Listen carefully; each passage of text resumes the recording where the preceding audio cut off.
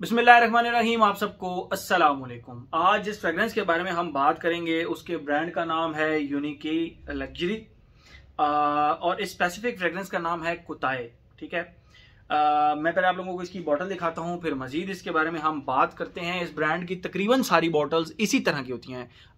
ये जो ग्लास का कलर है ये डिफरेंट हो सकता है, लेकिन स्टाइल सब बॉटल्स का सेम होता है। इस तरह की बॉटल होती है, उसके ऊपर ये फ्रंट पे एक मेटल प्लेट लगी होती है जिसके ऊपर ये ब्रांड का लोगो है, और ये बेसिकली जो है ना, इनका नाम लिखा हुआ है यूनिकी लग्जरी, और ये फ्रेग्रेंस का नाम लिखा हुआ है कुताए। 100 ml की बॉटल है इस तरह, और ये बेसिकली टेस्टर वकास अहमद से मुझे मिल रहा था तो अच्छी डील मिल रही थी तो मैंने उठा ली। बाकी इनकी कैप्स भी सेम होती हैं, और कैप के ऊपर ये एक फ्रंट के ऊपर एक जेम सा छोटा सा लगा होता है, ऊपर लोगो लगा होता है ब्रांड का, एंड दैट्स इट।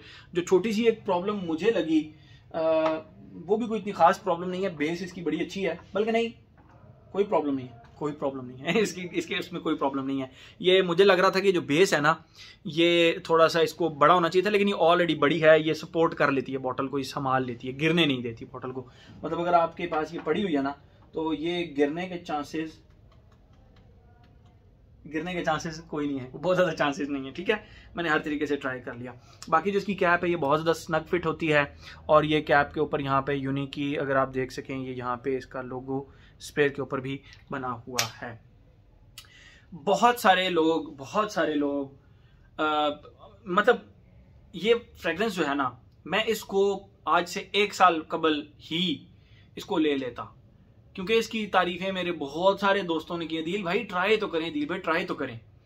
तो मुझे जस्ट ये जब मैं सुनता था कि ये ब्राउंदा की तरह है, ठीक है, इसमें कहीं ब्राउंदा का टच है, तो मैं इस फ्रेग्रेंस को ट्राई नहीं करता था। फिर मैं इस फ्रेग्रेंस को कहीं ट्राई नहीं, मतलब मैं कहता था यार, जब ऑलरेडी एक चीज मतलब मेरे वो उसकी समझ से बाहर की चीज है, बहुत सारे लोगों को ये हद से ज्यादा पसंद होगी। इसका ये मतलब नहीं है कि मैं उनकी पसंद को हिट कर रहा हूं, मैं सिर्फ इतना कह रहा हूं कि ये फ्रेग्रेंस मुझे कोई बहुत ज्यादा खास पसंद नहीं है।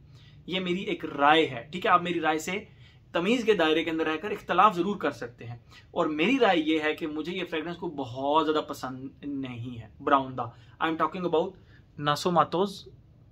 नासोमातो ब्राउंदा। बहुत सारी रीजन है मुझे नहीं पसंद, मतलब बहुत ज्यादा नहीं पसंद। मैं कभी कभी लगा भी लेता हूँ, ऐसा नहीं है कि नहीं लगाता, कभी लगा लेता हूँ। ठीक है, इस फ्रेग्रेंस को ना लेने का जो 1-1.5 साल से अवॉइड करने का रीजन था वो यही था कि ये कोई इससे बहुत ज्यादा मिलती है। लेकिन जब मैंने इस फ्रेग्रेंस को ट्राई किया ना तो मुझे लगा यार, मैं कितना मतलब वो था, मुझे इसको बड़ा पहले ले लेना चाहिए था इस फ्रेग्रेंस को, क्योंकि इसमें और इसमें अगर कोई सिमिलैरिटी है, अगर कोई सिमिलैरिटी है तो वो कोई 5 से 10% है, और ये मेरी राय नहीं है, ये मैंने अपने बहुत सारे दोस्तों को साइड बाय साइड लगा के चेक किया है। हाँ, इसको अगर आप लगाएंगे और इसके लगाने के 6 माह बाद आप ये लगाएंगे तो फिर आप कह सकते हैं कि हाँ ये ब्राउंदा से मिलती जुलती है।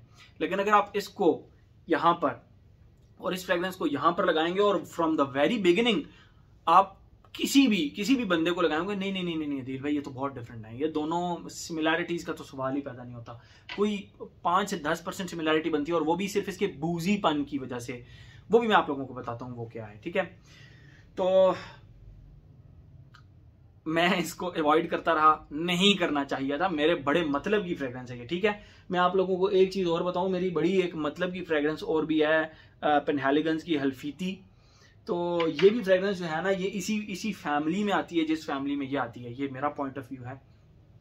लेकिन ये ब्राउंदा से अगर इसको हम मैच करें तो ये मेरे ख्याल में दोनों फ्रेग्रेंसेस की बेइज्जती होगी। ये एक अलग किस्म का आर्ट है, ये एक अलग किस्म का आर्ट है, और ये मेरा पॉइंट ऑफ व्यू है। और मैंने लोगों को साइड बाय साइड लगा के भी ये फ्रेग्रेंस चेक की, उन्होंने कहा नहीं ऐसा नहीं है, ये मिलती जुलती कोई नहीं है, इतनी ज्यादा नहीं मिलती जुलती। बाकी सिमिलैरिटीज निकालने को अगर आप बूजीपन निकाल लें तो बस वो सिमिलैरिटी है। अच्छा, बहरहाल खुशबू डिफाइन करता हूं मैं आपकी।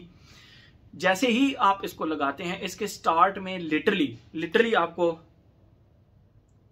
ऐसी खुशबू आएगी जिस तरह एक वुड जो कि बर्न हो रही हो, या जो बर्न हो चुकी हो और उसमें बुझा दिया जाए उसको, तो आप उस वुड को उठा के खुशबू करेंगे तो उस वुड के अंदर से आपको वुडी खुशबू तो आ रही हो, साथ हल्की फुल्की बिल्कुल 1-2% बर्न्ट रबर की तरह की भी एक खुशबू आ रही हो।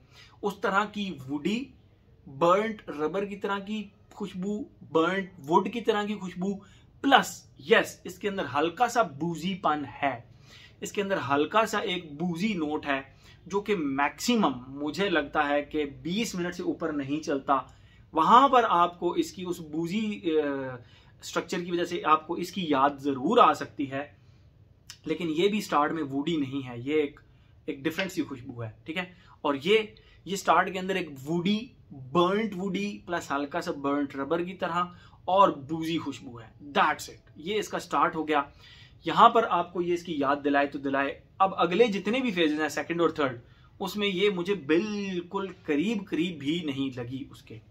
सेकंड फेज के अंदर ये लिटरली इस तरह खुशबू हो जाती है जिस तरह बहुत बड़ा लकड़ी का ड्रम हो, लकड़ी का ड्रम, और उसके अंदर आपने पानी डाल के 5, 6, 7 महीने के लिए छोड़ दिया, और 5, 6, 7 महीने के बाद जब आप जाएं तो वो वुड जो है ना वो भी थोड़ी सी सेम उनमें आई हुई हो। वो जो वुड का ड्रम होता है उसमें सेम की वजह से एक वुड की वेट सी, यीस्टी सी एक खुशबू हो। तो वो जो खुशबू एक यीस्टी सी, वुडी सी, एक ओल्ड वुड्स की जो खुशबू आती है वो इसके सेकंड फेज में आती है, और वो बिल्कुल इंडिपेंडेंट आती है। यहाँ पे कोई बूजीपन मुझे यहाँ तो फील नहीं हुआ इस तरह का इसके इस फेज के अंदर, सेकंड फेज के अंदर, ठीक है। और थर्ड फेज के अंदर जाकर इसके उस वो जो वुडी सी खुशबू है उसके अंदर हल्की सी ऊद की खुशबू अटैच हो जाती है, और वो जो ऊद है वो थोड़ा सा आप कह लें कि एनिमैलिक साइड पर नहीं जाता, वो लेदर, एक हार्ड से लेदर की खुशबू जरूर जाती है। मैं आप लोगों को डिफाइन करता हूं कैसे।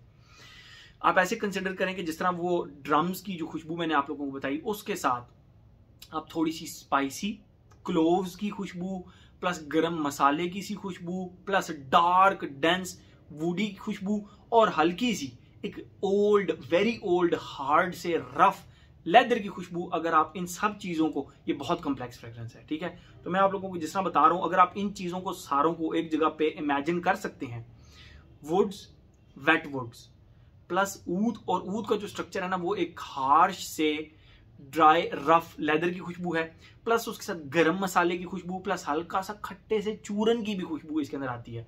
तो ये सारी चीजों को जब आप मिक्स करेंगे ना तो इसका ड्राई डाउन बनता है, और यहां पर तो आकर ये बिल्कुल कहती है कि भाई बरौंदा सवाल ही पैदा नहीं होता, बरौंदा के पास पास भी नहीं भटकती है, ठीक है। तो ये तो होगी इसकी खुशबू। अब हम आते हैं अपने पैटर्न की तरफ। Age, gender, longevity, projection, weather, occasion. Age ये बहुत ही एक मतलब बहुत ही आप इसको क्या कह सकते हैं, डेयरिंग किस्म की फ्रेग्रेंस है। तो डेयरिंग फ्रेग्रेंस और पंजेंट और बोल्ड और पंच ऑन फेस लाइक फ्रेग्रेंस होने की वजह से मैं इसको कहूंगा कि ये सोच समझकर यंगस्टर्स लगाएं, अदरवाइज 25 एंड अबव की फ्रेग्रेंस है ये, ठीक है। और अगर हम बात करें इसके जेंडर की, प्योरेस्ट मैस्कुलिन फ्रेग्रेंस है भाई। इस तरह की फ्रेग्रेंस लेडीज मेरे ख्याल में वो जो सही जिसको कहते हैं ना कि जिनको डार्क पंजेंट फ्रेग्रेंसेस पसंद हो वो तो लगा सकती हैं, अदरवाइज लेडीज के बस की बात नहीं है, लेडीज नहीं लगा सकती इस फ्रेग्रेंस को। ये जो हो गया जेंडर हो गया।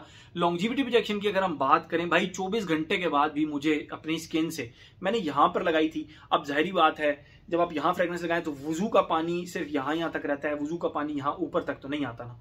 तो मुझे 24 आवर्स के बाद भी यहां से इसकी खुशबू प्रॉपर फील हो रही थी। तो स्किन के ऊपर आप, मैं कहता हूं खींच के भी मार्क्स दें, अगर आपकी बहुत ही रफ डिहाइड्रेटेड बॉडी है आपकी, आप हाइड्रेटेड नहीं रहते, फिर भी भाई 10 घंटे इसकी लॉन्जिविटी आपको फिर भी मिलेगी, ठीक है। और अगर आप हाइड्रेटेड हैं तो फिर एक दिन कम से कम स्किन के ऊपर आपको इसकी लॉन्जिविटी मिल जाएगी, और कपड़ों के ऊपर तो भाई ये जब तक धुलेंगे नहीं तो मेरा नहीं ख्याल इसकी खुशबू जाएगी। प्रोजेक्शन की अगर हम बात करें, very very very strong projector, very strong projector, ठीक है। आप इसको कह लें कि रूम फिलर टाइप फ्रेग्रेंस है ये, एक आर्म लेंथ से बहुत ज्यादा प्रोजेक्ट करती है और सियाज भी बनाती है। आप जहां से गुजर कर जाए ना तो जो पीछे एक सेंट ट्रेल बनेगा वो एक clove plus spicy woody plus dark dense wet woods की तरह की जो एक खुशबू है वो सेंट ट्रेल ये आपके पीछे बनाएगी अगर आप चल कर जा रहे हैं तो, ठीक है। तो लॉन्जिविटी प्रोजेक्शन का मसला नहीं है इस फ्रेग्रेंस के अंदर। मैं तारीफ ना भी करूं तो जिन जिन लोगों ने इस्तेमाल की है वो खुद इसकी तारीफ करेंगे कि लॉन्जिविटी प्रोजेक्शन का इसका मसला ही कोई नहीं है। वेदर और ओकेजन की बात करें, ये एक बहुत ही आर्टिस्टिक किस्म का काम है। लेदर बेस्ड या ऊद बेस्ड फ्रेग्रेंसेज लोग गर्मियों में भी लगा लेते हैं, तो यस आप इसको लगा सकते हैं, आप इसको गर्मियों में भी लगा लें, नो प्रॉब्लम एट ऑल। आप इसको गर्मियों में लगा सकते हैं, वो लोग जो ऊद गर्मियों में लगा लेते हैं। अदरवाइज ये फॉल एंड विंटर की, प्योरेस्ट फॉल एंड विंटर की फ्रेग्रेंस है, ठीक है। और अगर हम बात करें इसके ओकेजन की, आप इसको हर जगह लगा सकते हैं, नो प्रॉब्लम एट ऑल। आप इसको डिनर पर लगा सकते हैं, आप इसको किसी की मतलब किसी की बर्थडे पार्टी पर भी इवन लगा सकते हैं। नहीं, बर्थडे पार्टी पर नहीं चलें, लेकिन अगर आप किसी के वलीमे पे जा रहे हैं तो लगा सकते हैं, किसी की बारात पर जा रहे हैं तो लगा सकते हैं। तो मेहंदी वगैरह पे आप इसको अवॉइड कर सकते हैं क्योंकि थोड़ी सी डार्क डेंस हो जाती है मेहंदी पे, और बहुत सारी चुलबुली सी फ्रेग्रेंसेज आप लगा सकते हैं। ठीक है, तो ये इसका है कि जिम के अलावा और पार्टीज के अलावा आप इसको हर जगह पर लगा सकते हैं, ऑफिस में भी इवन लगा सकते हैं।